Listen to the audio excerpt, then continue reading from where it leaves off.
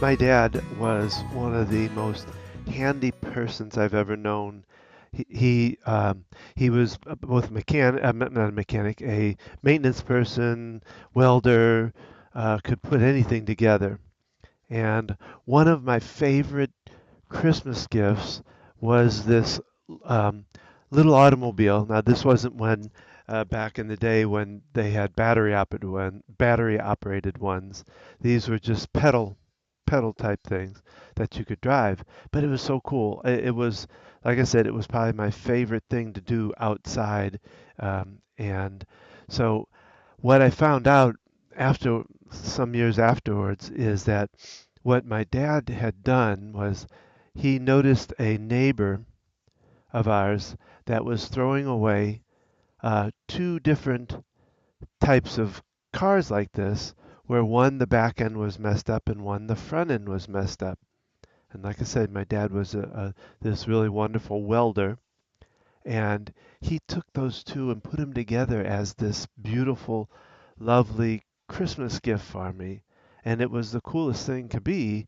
And it made, you think about all the gifts you get that you buy at a store, and this one, this one made a big difference, and it was by his love, not by, I don't think he paid for anything for these cars, but yet it was this wonderful creation he did for me, and I will never forget that. It was such a wonderful Christmas gift. This is Gina And this is Don. with Focused Healthy Family, and this is podcast number 147. And as we approach the holiday season, we're talking about some tips, holiday tips, travel tips, family gathering party tips in regards to managing a family. Well, the one I always like is the traveling one of, so we've been through many different traveling, going different places for holidays and all. And one thing I think about is when we go on travel, like if we go, especially if like go up to my house, my old home, my original home, Where you're from. where I'm from, there you go. Is that we tend to then want to uh, talk about each of the different friends we want to see and where we want to go, and we plot out all of this stuff, but it's almost too much for one holiday. And I think it's better if we can kind of spread those out and do two trips back home or a couple trips back home to visit those other people. I thought you were going to share the tip of inviting your friends to come. I know one time you had all your friends come to your mom's house, rather than us going to them. That is a good They idea came too. to us. I know I did that years ago. I think when Harrison was a baby with Coming to your my college parents' house. friends. Yeah. Actually, I think they came to my brother's house because they live closer to him. Ah. So having people come to you if you're traveling from out of state, out of town. And if you add it, if you add into that, when we're talking about seniors, of being more cautious about uh, dragging them around or having different things at different places, depending on their age, whether they would like that or dislike that, or And thinking about time factors, that it could be a lot for them to spend many hours somewhere away from home, or if they live at a facility, bringing a little bit of holiday to them. The client I work with, I probably shared this already, but they couldn't do transportation on Thanksgiving Day because they needed to be transported in a wheelchair. And so they did a Thanksgiving on the Wednesday before. So that's the other thing, especially this time of year, talking about seniors, is they get a lot of visitors. A lot happens around the holiday. So thinking about other days when there's less visitors, when there's less people around, it's great if you don't have family nearby to go visit some seniors. There's plenty of people at facilities who don't have family or friends in the area, don't have people coming to visit them. Just a quick little just traveling around to visit. If you like to sing, you could do caroling. If your kids want to make cards, that could be a fun treat. connecting with people who maybe don't have that opportunity for a lot of connections.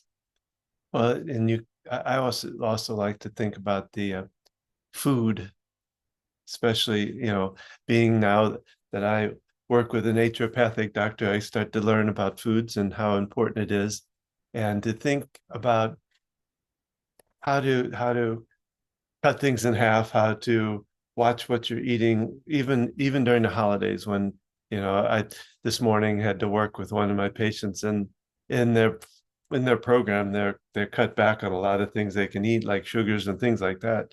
So they have to really plan out well what they want to eat. And I always tell them that they can't have little fudges where a small slice of this and a small piece of that. But I think it's important, like especially with kids, is feeding them a lot even before you head somewhere. Yep, I was thinking that very same tip. You're going somewhere, it's going to be a while, you don't know how long until you're going to have food. Feed them something healthy, something with some protein, some good nutrition before you go. And then, they can still eat when they're out, or you don't have to worry about them having enough to eat. Bringing snacks along while you're waiting, especially if you're going to a restaurant, that can be a long wait between ordering and waiting for the food to arrive. Having a little snack for them to have in the meantime, because kids who are over hungry, the behavior can Get a little out of hand. be challenging. And realizing hunger is a driving force of our behavior, and kind of planning ahead. Well, and that's it. And on the senior side of it, you have dietary issues that go on with them, and what to be aware of and what to think about Thinking before about food consistencies, if they have any swallowing deficits, can they handle, foods with nuts in them?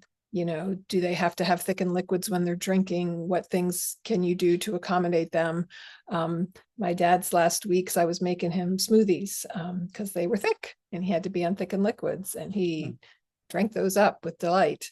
And finding fun, yummy treats like that for your kids that you can still have nutrition in them. My smoothies have spinach, and they can have protein powder and chia seeds, and they can also have almond milk and even maybe creamer, or well, and a little bit of chocolate. They can have that. Frozen berries, which can be nice and sweet, frozen bananas. So thinking about yummy, fun treats. Also baking with your kids, making your own homemade treats. If we're going somewhere and we're baking treat, I used to do this, the kids were involved in theater and other things, where there'd be maybe a final day gathering and everyone brings something to share. I would make gluten-free cookies or something I knew my kids could eat, and I would always take a couple and set them aside, because if we're putting them out for everybody, I wanted to make sure they would have some.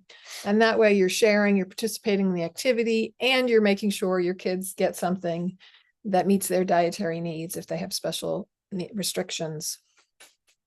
You can do that as well with other potlucks and other foods that you're bringing somewhere. Letting people know ahead of time if you have dietary issues or concerns, so that they can be aware. We've had some wonderful family who've really stepped up for us and accommodated our food challenges to help make it easier on us. I know when we've traveled, sometimes we just plan on going shopping so that we can purchase the foods that we know that we can eat. And realizing if your kids are acting funny, it could be a part of what foods they're consuming. And so really paying attention to that and giving some grace, allowing some space for maybe having something they don't normally have as a treat, but recognizing just how that could affect them, and so that they don't overindulge. Maybe it's just they get to eat other things and then they have whatever, one special item that it's not like 10 cookies, or it's, Well, then the other, one of the other big ones I always like to think about is, one is when you're planning for your trips and you're planning for what to do during the holidays, things to do, where to go and stuff like that. Well, one is that we always talked about with kids is getting them involved, not just planning it all for yourself or thinking about it just for you or your husband or whatever. Think about the whole family. What things do they want to do? What Yeah, might they you know, enjoy? get out on the internet and look at the different events and think about what's most important. This time of year, one of the biggest things about holidays is getting together with family, not so much where it is or what it is, or even what day it necessarily is. It's about being around family, being around, getting the family together versus having to go here and there and all these different Well, places. and on that note, Zoom, FaceTime, the platforms now that your family would gather on Christmas Eve, and when we weren't able to get there, we would join in via Zoom for a That's little awesome. bit, and we'd have a chat with them, and they could go around, and we could talk to different people individually. We could see them, they could see us, and Yeah, hopefully we'll do that this year. I know our kids enjoyed that, and being able to connect with people at a distance, and even be able to see them and talk to them. And that can be a great thing for seniors too, making sure you have a large enough screen as well that they can see Yeah, to be able to connect, especially maybe seniors with dementia. It might be overwhelming to have a room full of people, but connecting individually. Like today, we're going to reach out to these grandkids, and today we're going to connect with this person. And also thinking about reaching out to people they haven't talked to in a while, old friends, family members, other yeah. people that you can connect with. I know for my dad's 80th birthday, we created a video, and we got his best friend from high school and college, who was his best man in his wedding, who doesn't do a whole lot with social media. And His daughter got him on. daughter helped him get on Zoom so that we could interview him and record a message along with family members and other people. And it was great putting that video together, which you pretty much did. And then we got to share it, for my dad on his birthday. That was a fun way to bring other people Yeah. to someone, even though, they weren't there in person.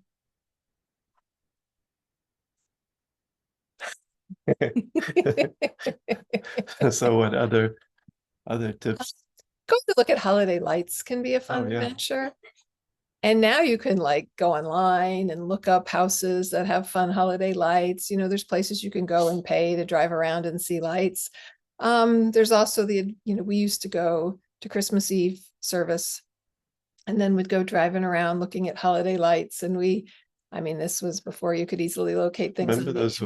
There was one that they had, it was a house, but you could drive up and within so many feet of it, you could pick up a local radio station that they played music, and it music went to the banded lights, into the lights and all that. And it was just an individual who put this together. Yeah. And so finding fun things like that, finding neighborhoods, you can drive around and view lights.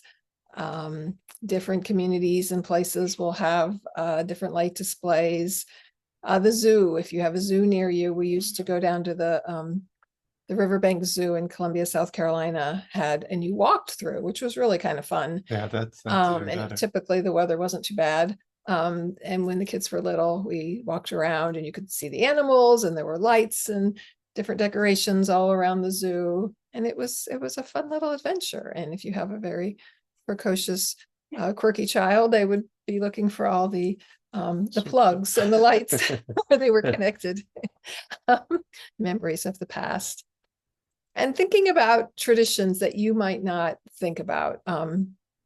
There was a time when we hung our Christmas stockings on Christmas Eve, and it got stuck in our one daughter's head that was our tradition, and we were not allowed to hang them up until Christmas Eve. I snuck them up this year.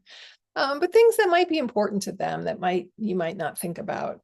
But ask them, what do you think of as our holiday traditions? What what things matter to them that they can be included in, whether it's baking together, whether it's going shopping together. Little spoiler tip, if you've got young ones listening, I'm going to talk about Santa Claus. So when each of my children reached the age where they understood Santa Claus, I let them in on a little secret. And I said, now that you know, you become part of Santa Claus. And they got to help me shop for stocking stuffers. And so even when my youngest came around, they got to help shop for stocking stuffers for their older siblings and for you. And so it's kind of a fun little tradition that I created.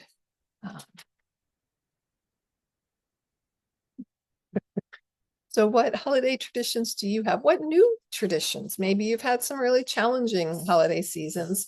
What new thing can you start? What new just simple activity you can put into place? Maybe you have family members who work on holidays or different days, maybe you can pick a random, it's our Wednesday, wacky Wednesday, whatever. Create something special that you can do to have, like you said, thinking about what matters, family time, being able to connect, do activities that you enjoy with people, whether it's putting a puzzle together, playing a game, watching a favorite holiday movie. I don't know if this, I don't like to go on a negative side, but if you've lost somebody before this time, especially, even in like with your dad this year, is taking some time to think about them, to do maybe some traditions that they love to do. And just listening to everybody, letting people talk and understand what's going on and who they are and what's going on, about the loved one they lost. Sharing memories. Just an idea popped into my head as you're opening gifts, as let's share a memory about Grandpa. Yeah. And let's all take turns doing this. As a way to bring that family member there and their presence. And that can be difficult if it's, losing someone unexpectedly, very quickly, at a younger age than you typically think of someone passing. Yeah, I just heard today about one of my aunts passing, and it brings back memories, and I actually have a video I can share about that I'm going to share with my family about it. But yeah, just living the memory of that person and bring it back into your heart and bring it back into your family, I think is important. Mm-hmm. And like you said, taking into account different people's needs, their challenges. I remember years ago, we went to a holiday meal at our church, and it was like at 2 p.m. And our youngest was probably 3 or 4, and he wasn't eating. And someone was talking about, I don't know, someone made some comment about him. And we realized kind of after the fact, he doesn't normally eat at 2:00. No. And, this was not a mealtime for him. So, no wonder he wasn't hungry. And I'm sure we had to feed him something around noon because he was used to eating then. And so kind of thinking about that, we often do meal times kind of different than our typical times that we eat. And that can affect people, especially people. And you see this with seniors, and you see this with kids, especially kids that are neurodivergent, very used to those routines, and doing things outside of those routines can be really distressing. And we don't realize how many things can be outside the routine. They're now out of school. They're now not, doing their activities that they're used to. And now you're changing their meal times as well. And so it can be really disruptive to the system. And so finding a way to kind of help minimize those disruptions. And well, it's setting expectations for holidays, both travel time, gift time, all that kind of stuff, getting it ahead of time so that you don't run into that kind of scenario where they're stuck. And understanding, like you were saying, if the times are different, make sure that they understand that and know how to deal with it and help them to deal with coping strategies. I was gonna say, we didn't even really talk a whole lot about conversation and communication yet, but I know in our early years of marriage, when we would go to family, we would talk about our expectations about being around family. And what would we do if one of us got uncomfortable, or having a word to let each other know that we needed a minute, we needed to step aside. that things can bother us, can tag us, can kind of trigger us into negativity or just having a hard time, and being aware and checking in with each other, even just having okay, let's check in, let's see how things are going, let's check in on the kids, or how about for this period of time we're hanging out with my friends, can you keep tabs on the kids, and we go over to this person's house, kind of sharing that responsibility. Yeah, we still need that now. So all the different places and things we're going to do. Okay. He's making a joke because we're having Christmas right here. Yes. And because we're not celebrating with my family until late January, my mom will come over Christmas, son and his partner, they'll come, and it'll be a small Christmas gathering. Yeah, but we've done those the last couple of years. We've had to travel the last couple of years. We went up to Raleigh twice. Yeah, so. And both of those were fairly intimate for us too, which was nice. Yeah, very intimate. Last Christmas, our daughter lived in a basement apartment. So there were 6 of us trying to eat dinner with no table. We brought the food. She didn't even have a regular kitchen. But yet we got together. Yeah. And that's what's important. We do Thanksmas a lot of times, or we do stuff even between Thanksgiving and Christmas, or even on either one of those. Lately it's been the week after Christmas. Got a son that works in retail, and so getting time off up until Christmas is next to impossible, and so having a time when you can get together and enjoy that time together. So we've shared some of our tips with you. We hope that you find this helpful to you as you approach the dealing with holidays, family get-togethers, and really thinking about this throughout the year with other gatherings, going on vacation and things like that, but thinking about seniors' needs, your children's and your needs. What is it overwhelming getting together with family? What can you do to step away? I know one time when kids were little, my brother, we all went out together. They went to a movie, and I went to a tea place and hung out by myself for a little bit. And that was like a gift to me. So finding ways to incorporate that. Yep. It's important for us to take care of ourselves during this time too. Very important. So tune in every Thursday to hear our podcast. Check out our previous podcasts.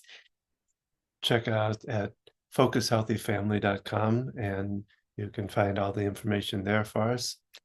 Follow us on Facebook, on Instagram, on YouTube. Again, these podcasts are aired on YouTube as well as audio versions on anywhere you get your podcast.